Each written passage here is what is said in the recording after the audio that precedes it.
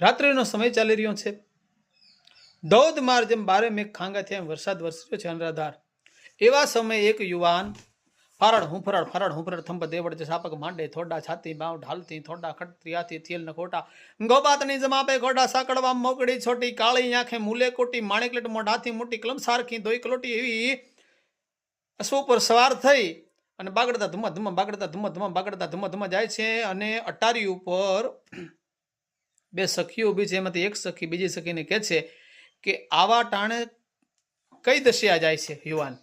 એટલે બીજી સખી એને જવાબમાં કહે છે કે ભાભીની ઘોડા ભલા યન વળી ડાબા પડ્યા પણ કાં તો મરઘા